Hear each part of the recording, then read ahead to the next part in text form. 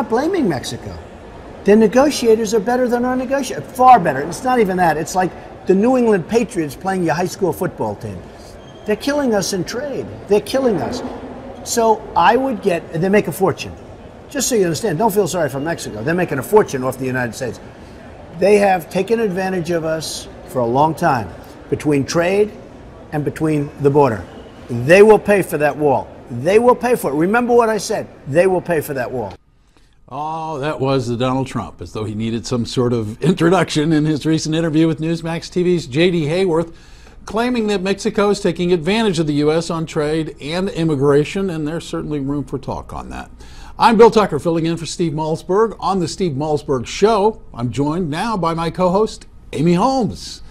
And now what you've been waiting for, the Malzberg panel. Skyping in from Los Angeles is Larry Elder, host of The Larry Elder Show and author of Dear Father, Dear Son, 2 Lives, 8 Hours. And from Washington, D.C., David Goodfriend, Democratic strategist and former Deputy Staff Secretary to President Bill Clinton. Gentlemen, welcome. Nice to see you all. Thank you. Well, let's start with you, Larry. Is the GOP ganging up on the Donald?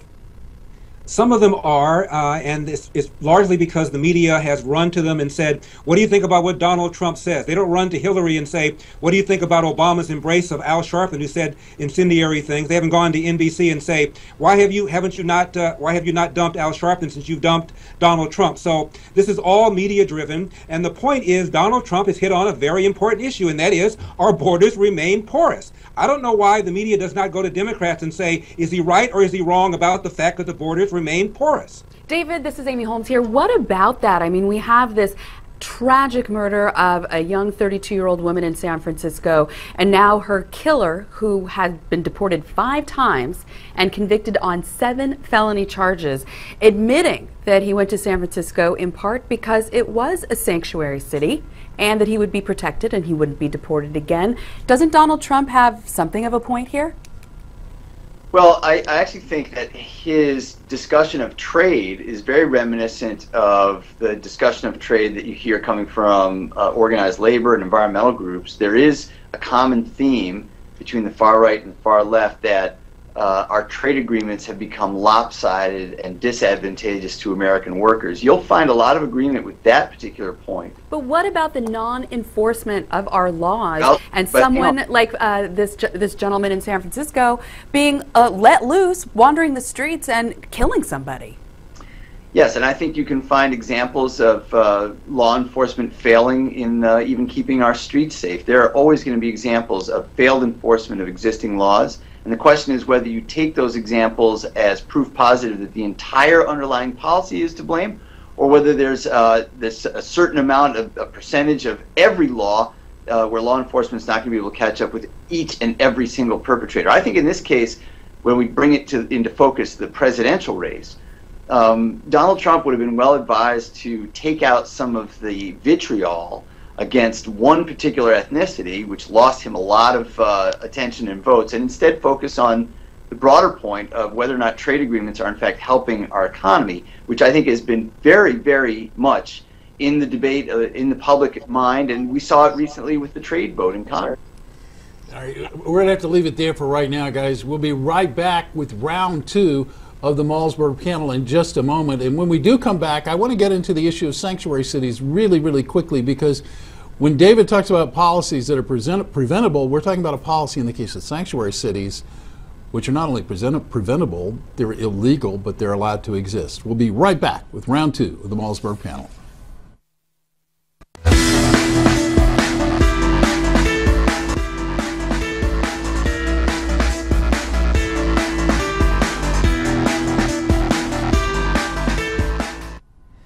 All right, welcome back to the Malzberg panel. I'm Bill Tucker, in with Amy Holmes. We're filling in for Steve today, who's taking a well-deserved day off. Now, we're joined once again by Larry Elder and David Goodfriend, and we got a lot of things to get to, so I don't want to spend a lot of time on this, Larry, but I need to jump to it really quickly. David was talking about preventable. Sanctuary cities are preventable. They're illegal, as a matter of fact, under federal law. What is your reaction? Here's San Francisco, and San Francisco today, as I understand it, came out and said we're not going to cede to any federal law that requires our police to turn over immigration violators to them. What's your reaction to what David had to say, Larry? It's the same attitude that the mayor has here in Los Angeles.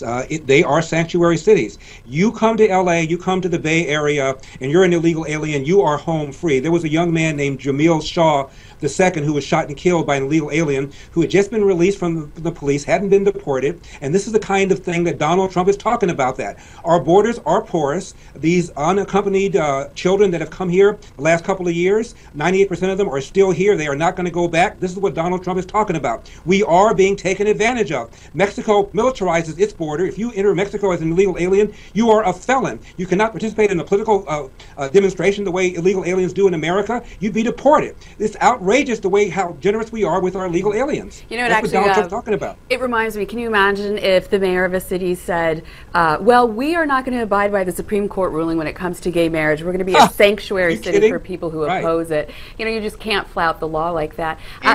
Larry, I wanted to, or rather David, I wanted to ask you, what do you think Donald Trump is doing in terms of raising the issue and having a discussion about illegal, and I want to be specific, illegal immigration to the United States? Do you think it's helpful? Well, let me go back to something you just said. You don't have to go far to imagine somebody saying we're going to ignore the Supreme Court decision on gay marriage. The Attorney General of the state of Texas essentially did that. Right, and there was huge outcry. You can't do that. Absolutely. They're exactly the same issue of federalism and what takes primacy, federal, state, or municipal law. There's really not much mystery here. Federal law governs on all issues of immigration. Federal law governs when the Supreme Court makes a decision on who gets equal protection under the law. And I think the real issue here is whether or not Donald Trump and people like him are using a kind of fear tactic against all immigration reform because there have been incidents of lawbreakers. I think it's analogous to saying we should get rid of guns because there are a few crazy people who buy guns and shoot innocent people with it. I mean, you can't have it one way and one. But David, you keep saying that this case in San Francisco is very specific and individualized when the offender, the killer himself, points to policy, which Bill just mentioned, which we've been mentioned, is the policy of the city of San Francisco. Right, and if you use that to say that 11 million people who are undocumented here in the United States should be deported because of this policy. This man was deported 5 times. And so your argument, I think the argument of Donald Trump is we can't possibly allow 11 million people to stay here because that would be allowing criminals. No, David, that's not his argument at all. That's not true. It's not his argument at all. You know, it's not his argument at all, and I want to move on to a couple other things, but before we move on to those other things, let me make it clear. What he's saying is that when you have an uncontrolled border, you don't know who's coming into your country, and it's fair to know who you're admitting into your country, and I think that's a point that we can all agree on. Now let's move on to something else really quickly, like politics, because Hillary seems to be facing some serious challenges here, David. Her good friend, Senator Sanders, doesn't poll close to her, but he certainly seems to be gaining on her. Should she be a little worried?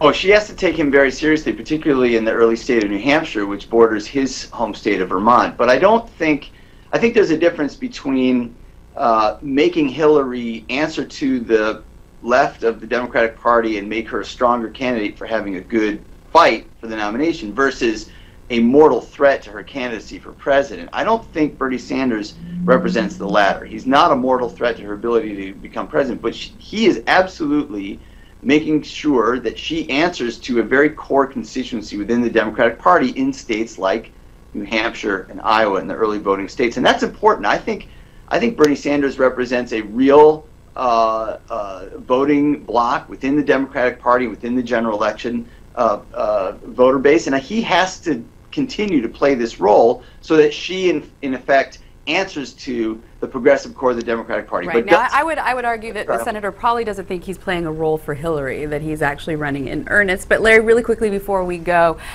Bernie Sanders pulling Hillary to the left, is that a danger for her? That's not the real danger, Amy. The real danger is that he's going to draw blood the way Gene McCarthy drew blood from LBJ when he participated in New Hampshire and almost won New Hampshire back in 1968. What this will do is draw Joe Biden into the race because Biden has always wanted to run for president, has run several times. He wanted Hillary to first show vulnerability, then he's going to jump in. My prediction is that what Bernie Sanders has done is created an opening for Joe Biden. All right, guys, we got to wrap it there. Larry Elder and David Goodfriend, thank you very much. It always comes back to Biden, doesn't it? Thanks, fellas. Next. author and Howard professor Ron Heer joins us to talk about visa policies. Stay with us.